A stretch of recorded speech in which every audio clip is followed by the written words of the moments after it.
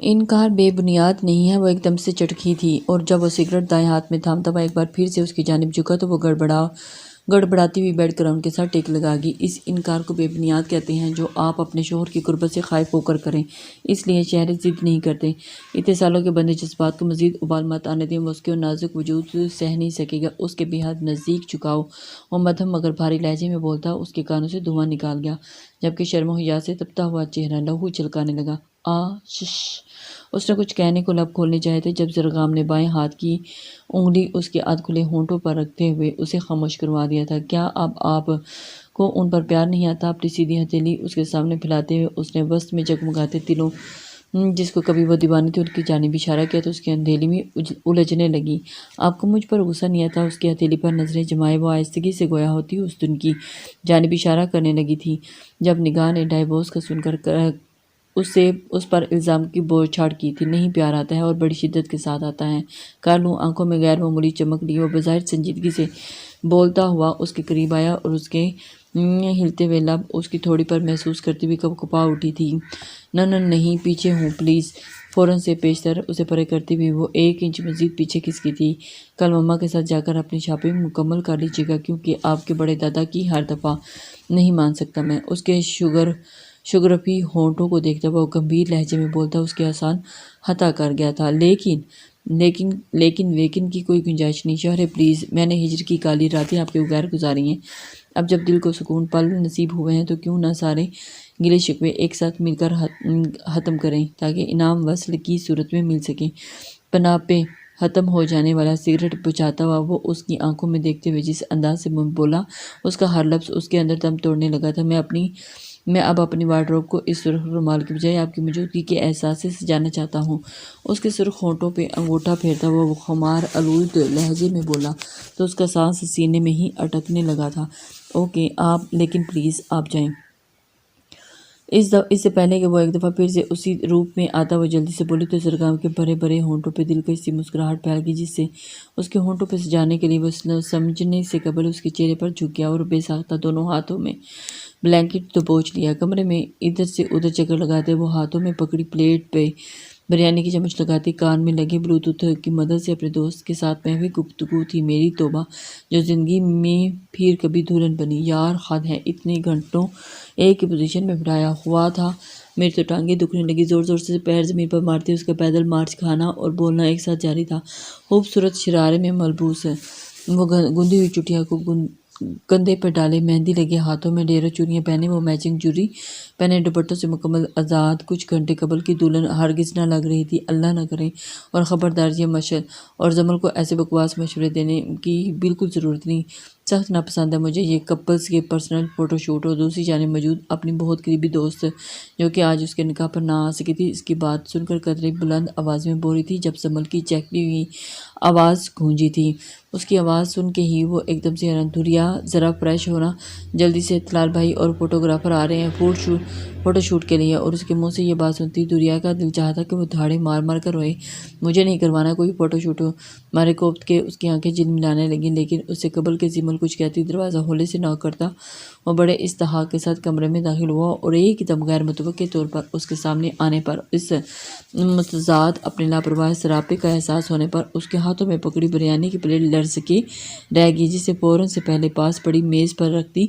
وہ وہیں صوفے پر پڑا مشل کٹبٹا کھینچ کر اپنے گرد لپیٹ کی تھی۔ اس کی حواس باختری پہ جہاں وہ زیر لب مسکرا رہا تھا وہیں زمل نے 100 بار اپنے ماتھے کو پیٹا تھا۔ آپ باتیں کریں طلال بھائی، میں آپ کے لیے بریانی لے کر آتی ہوں۔ زمل نے طلال کو ایک نظر دیکھتے ہوئے وہاں سے نکل جانا بہتر سمجھا۔ جب اسے وہاں سے جاتے دیکھ کر وہ گڑبڑائی تھی۔ نہیں رکو زمل، پانی ہے یہاں پر پڑا، اس نے قدرے بلند آواز میں کہتے سائڈ ٹیبل کی جانب اشارہ کیا مگر سامنے کھڑے طلال کے اٹھتے قدم دیکھ کر اس کے لفظ ٹوٹنے لگے تھے۔ ایسے دیکھو گی تو میں خود پہ ضبط نہیں رکھ پاؤں گا، اس لیے مجھ سمیت خود پہ رحم کھاؤ پلیز۔ اس کے غائب سی نگاہیں ہودھ پر جمی پا کر وہ بڑھتے قدموں کے ساتھ سنجیدگی سے بولا تو اس کی پہلے سے پھیلی آنکھیں ناسمجھی سے مزید پھیلیں مگر بات جب شوہر تک پہنچی تو فوراً اسے پیشتر اس نے گڑبڑاتے ہوئے صرف نہ پلکیں جھپکائیں بلکہ بڑی سرعت کے ساتھ اس کے خود تک پہنچنے سے قبل ہی بیڈ پر جا بیٹھی تھی۔ ایک پرپوزل دیا تھا تمہیں، اس کا جواب لینے آیا ہوں مسز دھریا طلال۔ اس کے نزدیک بیڈ پر بیٹھتا وہ اس کے گرد دوپٹے کا پہلو اپنے دائیں ہاتھ کی انگلی میں لپیٹتا فوراً بولا تو قدرے سمٹ کے بیٹھی دوریا کی ہارٹ بیٹ مس ہوئی تھی۔ اس پرپوزل کا جواب کچھ گھنٹے قبل اتنے لوگوں کی موجودگی میں دے تو چکی ہوں۔ اس کے دوبارہ استفسار کرنے پر وہ دونوں ہاتھوں کو مسلتے ہوئے مدھم لہجے میں گویا ہوئی تو اس کے سینے میں مکی دل جیسے پلٹا کے کھا کے ساتھ بیٹھی اس نازک سی لڑکی کے قدموں میں جا لپٹا تھا۔ اس کو دیکھتے اس کی آنکھیں اچانک لو دینے لگی تھی اور اگر میں اپنی مرضی سے جواب لینا چاہوں تو دھیرے سے دوپٹے کا پلو اس کے دائیں کندھے سے کھسکاتے ہوئے بھاری لہجے میں بولا تو دوریا کا دل جیسے کنپٹیوں میں دھڑکنے لگا۔ تو میں جواب نہیں دوں گی، جی کڑا کے کہتے ہوئے اس نے اس سے دور ہٹنا چاہا۔ جب اس نے دوپٹے کے پلو پہ گرفت مضبوط کرتے ہوئے اس کی کوشش ناکام بنائی تھی۔ اس قدر فاصلہ کیوں بنانے پہ تلی ہوئی ہو؟ مجھے اس جواب کے بعد خود کو سراہنے کا موقع نہیں دو گی؟ نئے اٹوٹ رشتے سے جنم لیتے جذبات کی شدت اس کا لہجہ بوجھل ہو رہا تھا جسے سن کر اس کی ریڑھ کی ہڈی سے سراہٹ دوڑ گئی تھی۔ اس بے مساز اس کے گساس ہوتے ہاتھ جو اس کے گرد لپیٹے مشل کے دوپٹے کو ڈھیلا کر چکے تھے اور اب وہ اپنے ہوش اڑا دینے والے روپ کے ساتھ ہی سمٹی تھی اور اس کے روبرو بیٹھی تھی۔ پلیز ایسی باتیں نہیں کریں، وہ اس سے یہ کہہ کر اسے ایسی عجیب باتیں نہیں کریں کیونکہ اس نے ہمیشہ اپنے بڑے ڈیسنٹ انداز میں دیکھا تھا اور یہ مدہوش انداز اس کے ہوش اڑائے جا رہا تھا۔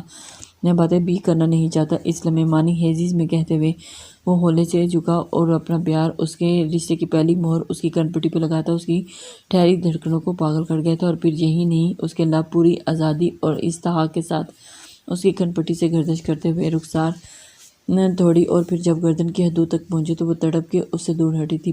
بس پلیز۔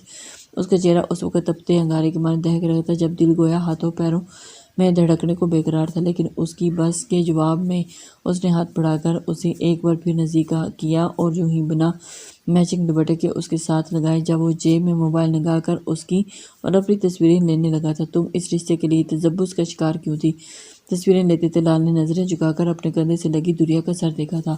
جو کچھ ہو چکا اس کے بعد یہ سوال ہونا تو نہیں چاہیے، لیکن مجھے لگا کہ آپ یہ رشتہ صرف لالا سے بدلہ لینے کے لیے جوڑنا چاہتے ہیں، مگر جب میں نے اس رشتے سے بھابھی کو خوش دیکھا تو وہ میرے اندر کے سارے توہمات ختم ہو گئے اور اپنی طبیعت سے ہٹ گئے۔ اس نے بڑی وجہ شاید یہی تھی اور اس وقت وہ خاصی ڈسٹرب بھی لگ رہی تھی۔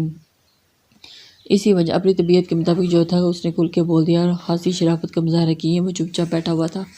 اور اگر تمہارا پہلا والا حادثہ سچ ٹھہرا تو کچھ جانچتے انداز میں اس کے چہرے کو دیکھتے ہوئے اس نے اس کے بالوں کو چھیڑا تو اس کے دلکش چہرے کا رنگ بڑی صورت سے بدلا تھا۔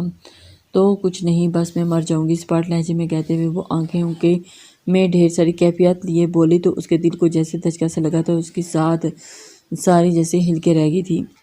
اس نے بے سختہ اسے اپنی باہوں میں بھرتے ہوئے زور سے اپنے سینے میں پیچھتے شدت سے اس کے بالوں گالوں اور اس کی آنکھوں کو چومنے لگا، جبکہ اس کے سینے میں لگی دوریا کی گرفت اس کے لمس اور اس کی قربت سے چلکتے وارہانہ جذبات کو محسوس کرتی پرسکون سی انداز میں ہلکا سا مسکرا دی تھی۔ اس کی خوبصورت مسکراہٹ کو دیکھتا تلال جب آنکھوں میں خمار لیے اس کے ہونٹوں کی جانب جھکا تو وہ دروازہ ایک دم سے زور زور سے بجنے لگا۔ تلال بھائی نیچے آپ کی پیر سائی آئی ہیں۔ زمل کی دی جانے والی اطلاع نے بے وقت دونوں کو اچھا سا چونکا دیا تھا، جس پر وہ دیکھ کر حیران ہو گئی تھی۔ بخت خان کی آنکھیں بے یقینی اور حیرت سے پوری واہ ہو گئی تھیں، جبکہ ایسی غیر متوقع صورتحال دیکھ کر بخت خان کے آدمیوں نے فوراً نشانہ اس پہ باندھا جو صورت سے نزدیک کھڑے بخت خان کی حیرت کا فائدہ اٹھاتا اسے اپنی جانب کھینچ کر اسے ڈھال بنا چکا تھا۔ اگلے ہی پل وہ بخت خان کی گردن میں بائیں بازو کا شکنجہ کسے دائیں ہاتھ میں اس کا پسٹل والا ہاتھ تھام کے اسی کے آدمی کو نشانہ اسی کے ہاتھوں سے لینے لگا۔ ایسے پرفیکٹ اور پھرتیلے انداز میں اسے نشانہ باندھتے دیکھ کر اس کی گرفت میں پھنسے بخت خان کی آنکھیں حیرت کا شدت سے پھٹنے والی ہو چکی تھی، مگر رفتہ رفتہ گرتے اپنے آدمیوں کو دیکھ کر اس نے حیرت پہ جب غصے اور انتقام نے غلبہ پایا تو اس نے اس کی پسلی سے کونی مارتے ہوئے اس کی گرفت سے نکلنا چاہا جب وہ اس کا بازو مروڑ کے کمر سے لگا گیا تھا۔ بخت خان اپنے سے بڑے لوگوں سے دشمنی پال لو تو اس کے کچھ اپنا دوست کی خبر رکھو نہ کہ دشمنوں کی، لیکن اس قدر بے خبر ہرگز نہیں رہنا چاہیے جتنا تم تھے۔ اس نے اس پہ گہری چوٹ کرتے ہوئے اس پہ گرفت پسٹل لے کر ایک جھٹکے سے سامنے کی جانب دھکا دیا۔ پر دھکیلا تو اس کا چہرہ مارے غصے کے سرخ ہونے لگا۔ کمینے انسان، جو حشر تیرا 5 سال پہلے کیا تھا اس سے بھی بدترین حشر تیرا آج ہی آج کرنے کے بعد تیری ماں اور بیوی کے جسم سے کے چیت اچانک لگنے والی اس ناکامی کی چوٹ نے اسے بلا کے رکھ دیا، جو اس کے بکواس پر اس نے دھاڑ کر اس کے پیٹ اور منہ پہ تابڑ توڑ حملہ کرنے شروع کر دیا اور چند ہی منٹوں میں اس کا مکمل نقشہ مکمل طور پر تباہ کر دیا۔ یہ میری بیوی پر ہاتھ اٹھانے کے لیے اچانک اس نے اپنی سیاہ جیکٹ کی پاکٹ میں چھوٹا چاقو نکال کر اس کے ہاتھ میں لیتے ہوئے سپاک لہجے میں بولتا اس کے منہ پہ اسی ہاتھ سے وار کرتا ہوا درد سے چلانے پر مجبور کر گیا تھا۔ یہ سب پھٹی پھٹی آنکھوں سے دیکھتی کلثوم میر کی آنکھوں میں گزشتہ سالوں میں گزرا ہوا ہر اذیت پر لمحہ جگہ تو اس کے ذہن میں پنہاں ہر الجھن دور ہوگی۔ ضروری نہیں کہ ہر بار اللہ تیری رسی کو دراز کرے، بلکہ اس بار اللہ حق اور انصاف کا ساتھ دے گا۔ اور اس کے زخمی پڑے ساتھیوں کی ادب ہوئی سی حالت کو زہر ہوندہ نظروں سے دیکھتے ہوئے وہ نفرت سے گرایا تو شکست اور ناکامی کی شدت سے پاگل ہوتا بخت خان ایک بار پھر سے چیخا تھا، تم لوگ اتنے سال ڈرامہ کرتے رہے ہمارے ساتھ۔ اور اس کے سیاہ پینٹ اور شرٹ میں ملبوس پھر بھرپور مردانہ وجاہت کے شاہکار وجود کو دیکھتے ہوئے نفرت بھری بے بسی سے چلا رہا تھا، جب قدموں کی چاپ ابری اور ربحان کے ساتھ نین نزدیک آتے ہوئے دکھائی دیے۔ جو کچھ تم کر چکے ہو یا کرنے کا ارادہ رکھتے ہو، دل تو چاہ رہا ہے کہ تمہیں ایسی عبرتناک موت سے ہمکنار کروں کہ تیری لاش کے ٹکڑے بھی کہیں نہ ملیں، لیکن قانون کی کتابیں پڑھ کر قانون نہیں توڑ سکتا۔ اس کے نزدیک پہنچ کر نین نے پے در پے کئی تھپڑ اس کے منہ پر رسید کیے۔ جب اس کی آخری بات پر گہرے گہرے سانس لیتے بخت خان کے ہونٹوں پر تمسخرانہ سی مسکراہٹ پھیل گئی کہ بس ایک دفعہ مجھے جیل پہنچا دو، پھر اس قانون کو خریدنا کون سا مشکل کام تھا۔ پھر اس کی یہ مسکراہٹ ہاتھ میں رومال لے کر پسٹل تھام کر اس کے چند فٹ کے فاصلے پر آ کر کھڑے ہونے والے ربحان اور نین کو دیکھ کر سمٹ سی گئی تھی، اور اگلے ہی لمحے بیک وقت 2 فائر بخت خان کی ٹانگوں میں ہوئے اور کھنڈر ہوتی عمارت لڑکھڑا کے نیچے گرتے بخت خان کی چیخوں سے گونج اٹھی۔ اور پھر جب ذوالنورین نے ایک سائڈ پر پڑا سر کا یہ ٹکڑا اٹھا کر اس کی گولیوں کے زخم پر کھبویا تو درد کی شدت سے کتاب نہ لاتے ہوئے وہ فرعون بنا شخص بے ہوش ہو گیا۔ اس کے بے ہوش ہونے پر تینوں نے سر جھٹک کر ایک ساتھ سر اٹھا کر آسمان کی طرف دیکھا اور پھر کلثوم میر کے پاس گئے اور اس کے وجود سے لپٹے اپنے دل کی بھڑاس اپنے اس کی آنسوؤں کی صورت میں نکالنے لگے کہ آج برسوں بعد جسم اور روح پہ لگے کچھ زخموں کا بدل اچھا نصیب ہوا ہے۔ تمہیں پسند کیوں نہیں آ رہا کوئی ڈریس؟ ارسم نے اسے شش و پنج کا شکار دیکھا تو استفسار کیا۔ اس وقت ملک ہاؤس کے تقریباً سبھی نفوس اس ارجنٹ شادی کی شاپنگ کے لیے نکلے ہوئے تھے، ماں سوائے دولہے کے جو صبح سے کہیں نکلا ہوا تھا تاحال واپس نہ پلٹا۔ اب اتنی ایمرجنسی میں کیسے سلیکٹ کروں ڈریس؟ وہ جواباً خفگی سے بولی تھی۔ اپنے خروس اور سریل شوہر سے مشورہ لینا تھا، نہ کہ اسے کوئی کلر پسند ہے۔ امارا نے شرارت سے اسے چھیڑا تو وہ اس ستمگر کے ذکر پہ چھنپ سی گئی تھی جس نے اسے کل رات حواسوں سے بے حواس کر دیا تھا۔ اس کا کیا پوچھتی ہیں بھابھی، وہ محترم تو ان کو ہر رنگ میں دیوانہ وار پسند فرمائیں گے، ارسم نے آنکھ دباتے ہوئے بے شرمی سے کہا۔ تو اس محترم کی دیوانگی کی جھلک یاد آتے ہی جسم میں ایک میٹھی سی لہر دوڑ گئی تھی۔ جب کوئی چہرہ سرخی چھلکانے لگا تو وہ روحان سی ہوگی۔ بڑی دادو، ان سب کو منع کرے نا، اس نے ہمیشہ کی طرح سرمین بیگم کو شکایت لگائی تو انہوں نے فوراً اسے ساتھ لگاتے سیلز گرل کے سامنے لا کر رکھے مہندی ڈریس اس کے خوبصورت ڈیزائن دیکھنے لگی۔ مجھے یہ بہت اچھا لگ رہا ہے۔ انہوں نے اورنج اور پنک گرین کنٹراسٹ سے مزین ایک دیدہ زیب مہندی ڈریس پہ ہاتھ رکھا تو اس کی آنکھیں چمکنے لگی۔ یہ بہت پیارا ہے بڑی دادو، اس نے فوراً اس کی پسند پہ مہر لگا دی تھی۔ اسے پسند بھی آیا تھا، اسی وجہ سے انہوں نے وہ خریدے۔ دیکھو شہری ساس کے ساتھ بنا کے رکھنا اچھی بات ہوتی ہے، لیکن یار بہتر نہیں ہے کہ تم لالا سے ایک دفعہ ان کی پسند کا کلر پوچھ لو؟ سمرین بیگم کے اشارے سے منع کرتے ہوئے انیلا نے شہرے سے کہا تو وہ متذبذ ہونے لگی تھی۔ کر لو شاباش، شوہر سے مشورہ اچھی بات ہوتی ہے۔ کاؤنٹر کے سامنے کرسیوں پہ اور صوفے پہ بیٹھے وہ بڑے اطمینان سے اسے دیکھے جا رہے تھے اور مشورہ دیے جا رہے تھے، جبکہ سامنے کھڑی سیلز گرل کھڑی اس پیاری سی لڑکی کو کبھی ان کی باتوں پہ خائف ہوتی تو کبھی چھنپتے ہوئے دیکھ کر مسکرائے جا رہی تھی۔ شوہر نہیں ہے وہ میرے، عائد کی بات پہ اس نے جلدی سے کہا تو ایک فلک شگاف فرمائشی کہکا مال میں گونجتا بہت سو کو حیران اور اس شاپ کی جانب متوجہ کر گیا تھا جہاں وہ سب جمع تھے۔ اچھا چلو صحیح، شوہر ہی نہ صحیح لیکن ایک عدد پرانے چاچو سے مشورہ لینا تو اچھا ہوتا ہے۔ اب کی بار اس کو دیکھتے ہوئے راسم نے انہیں پچکارنا چاہا اور تنزیہ ہنسی ہوگی۔ ابھی یہ جنگ جاری تھی کہ جب ماوش چچی نے بہت سکون سے زرغام کو ویڈیو کال ملا کر موبائل اس کے سامنے رکھ دیا تھا۔ اس سے پہلے کہ وہ کال بند کرتی کہ اس کی گمبھیر آواز سپیکر سے گونجتی، اس کی دھڑکنیں تیز کر گئی تھی۔ السلام علیکم، زرغام ملک اسپیکنگ۔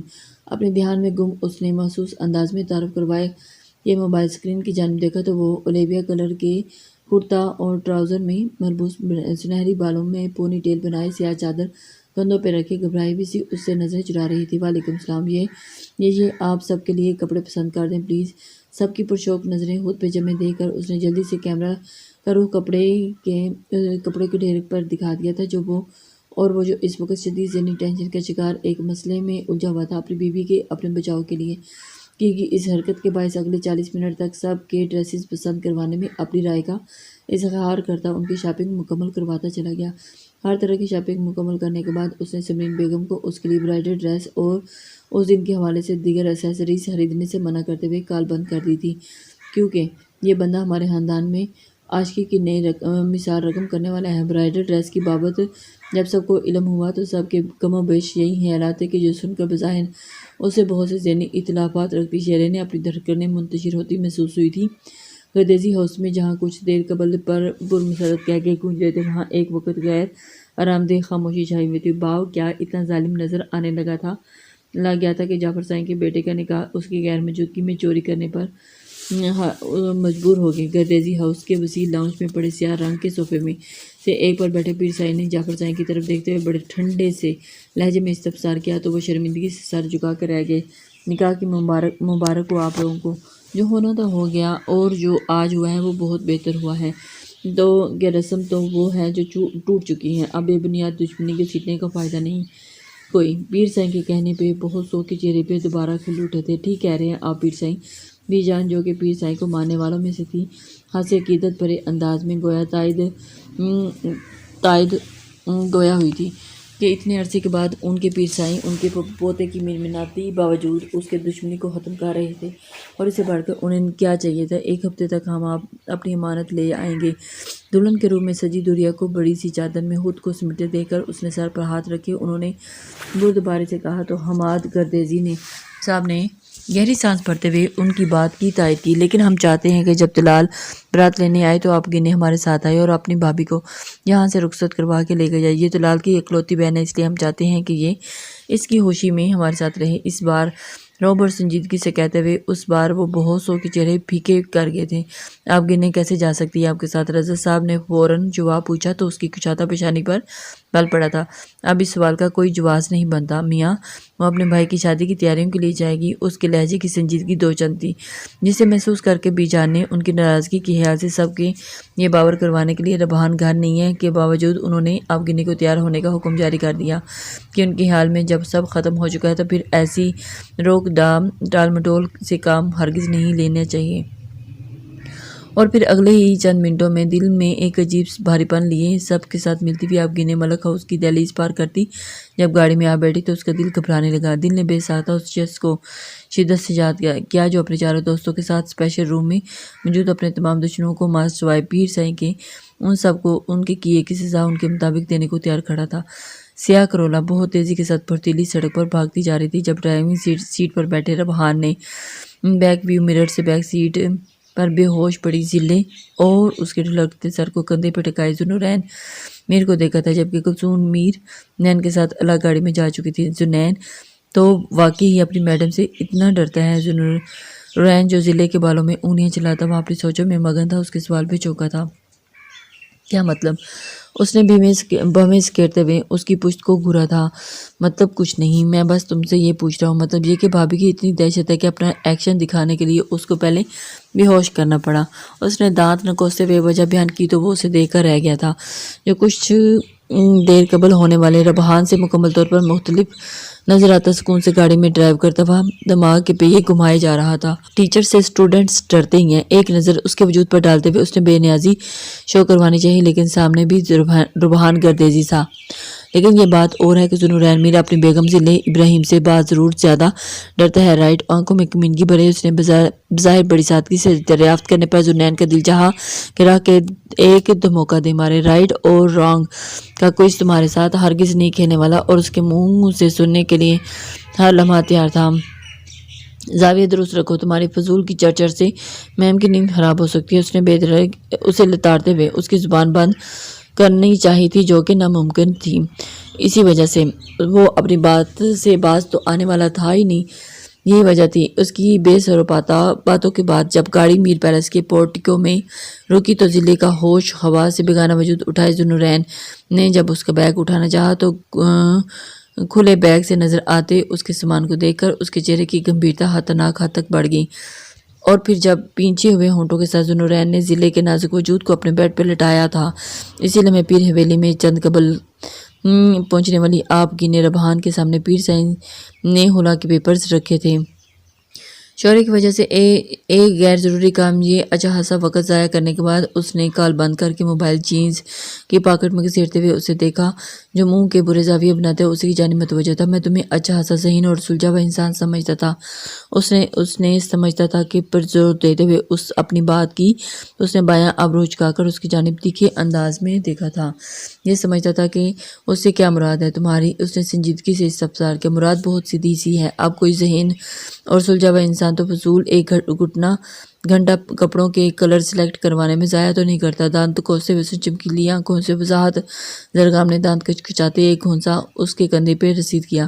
اور جو تم صبح صبح چائے کی پیالی بناتے اسے تم کس عقل مندی کے زمرے میں لانا پسند کرو گے؟ اس کے ساتھ متعلقہ جگہ کی جانب بڑھتے ہوئے اپنے مخصوص انداز میں محو گفتگو تھا۔